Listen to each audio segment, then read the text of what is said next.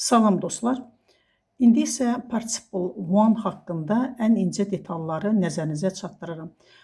Participle One Azərbaycan dilinə an, ən, araq, ərək, arkən, ərkən kimi tərcümə olunur. Qrammatik formaları aşağıdakılardır. Aktiv formada asking, simple passivdə being asked, pasiv olduğuna görə mütləq to be'nin forması olmalıdır. Perfect aktivdə having asked formasındadır, soruşduqdan sonra.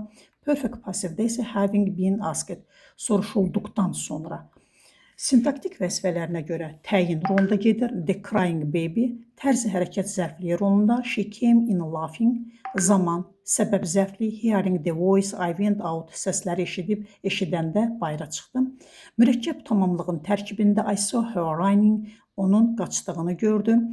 Bildiyiniz kimi kompleks obyektə gedən feillərin içərisindədir. So özündən sonra ing tələb edir. Ümumiyyətlə mürəkkəb tamamlığa gedən feillər, ing-lilər hamısı participle one-dırlar. İncə bir məqamı nəzərinizə çatdırım. İsmin qarşısında gələn ing gerund yoxsa participle one-dır. Qızıl bir qaydaya baxaq. Burada for qaydası çox önəmlidir. Əgər sözlərin arasına for, yəni üçün qoyub mənanı tam bərpa etmək olursa, həmən söz gerunddur. İsmin təyinatını, məqsədini bildirir.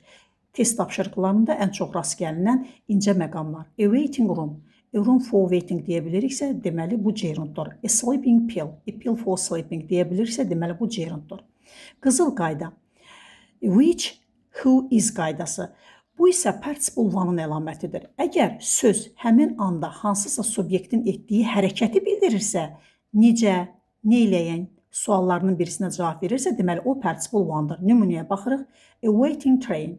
A train which is waiting. Gözləyən qatar. A sleeping child. A child who is sleeping. Bildiyiniz kimi redaction olunmuşdur.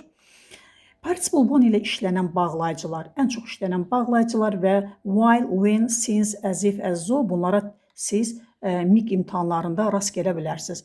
Bunlar zaman, tərz bildirişlərində budaq cümlənin qısaldılması, yəni redaction rolunda oynayırlar. Nümunəyə baxaq. While reading a book, when entering the room, since coming here. Videonu bəyənməyini və paylaşmağınızı xahiş edirəm. Digər insanlar da bu məlumatlardan faydalansınlar. Videonu dayandırıb, rahat şəkildə hər bir detallara və nümunələrə baxmağınızı məsləhət görürəm. Sağ olun.